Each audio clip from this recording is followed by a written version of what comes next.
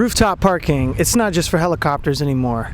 In fact, here we are at my local grocery store, where you gotta park on the roof. No matter which way you enter, you either gotta go up an escalator or down an escalator. I think it's hilarious every time I see a shopping cart clogging up the feed. It definitely is very loud and causes a massive scene that disrupts the entire store. Problem 1, nowhere to sit.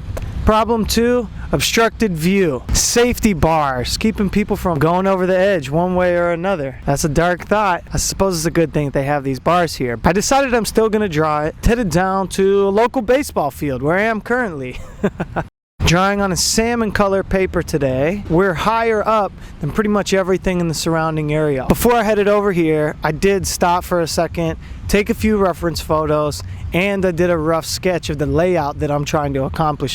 We're overlooking southbound Ravenswood at the Ravenswood Metro stop, headed in and out of the city. Ravenswood is filled with lots of arts buildings, all kinds of stuff. It's an incredible area. This image in particular is going to require a lot of what they call one-point perspective. I never use a ruler. I'm drawing everything in freehand, as they call it, and a little trick that you've definitely seen me do in some of my past videos, but I've never really spoken on, is using connector dots. And so as I'm figuring out these angles, I'll simply take the marker, make a small dot, 2 dots, simply connect them. There's your line. You can kind of visualize the full line before drawing it. So if the angle's not quite right, you can simply adjust, add a second dot, then draw your line. As straight as possible, of course. We can see the Chicago skyline down there in the distance, but I'm gonna actually exaggerate the size of it a little bit just to make the drawing more entertaining and feel like we're a little closer than we actually are. After the rough layout is in here, I'm gonna just bring in some white and establish where the sun is at, where the sky is lightest, and the directional streaks of the sunlight. I'm also going to establish which sides of these buildings and rooftops are receiving and reflecting the sun. I'm going to add a little light blue accent color in the sky just so that it feels different than the man-made structures below it, and I feel like this light blue color is going to be a great complement to the salmon paper. It's time to bring in some darks, and you know what that means, hitting the shady side of these buildings, basically filling in any bulk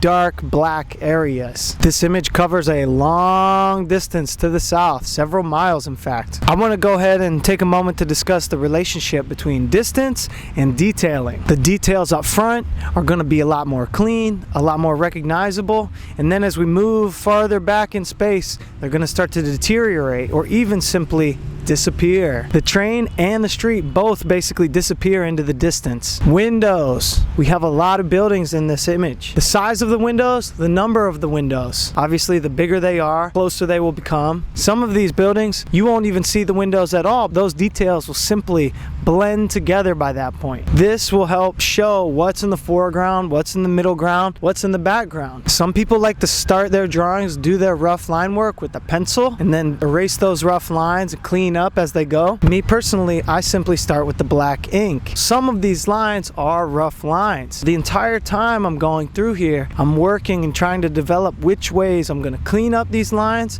or conceal these lines. Some of them will remain being able to be seen, but you can disguise it as if it was meant to be an intentional mark. I don't want to over detail this. I talk about this almost every drawing. Right now I feel like it's got a really appropriate mix. Good foreground, clear elements, disappearing background elements. You need to leave some room for people's imagination to interpret this drawing and things that may be back there in the distance. When I came out here, it was bright and sunny, beautiful day. Since then, the clouds have rolled in, the sun is about to set, and it's got much, much darker. Rooftop parking. If you ain't got space, make space. Up top. I'm OJ, Juice Loops Live. Follow my channel and catch me next Thursday. Thank you for watching. Bye. On-site draw.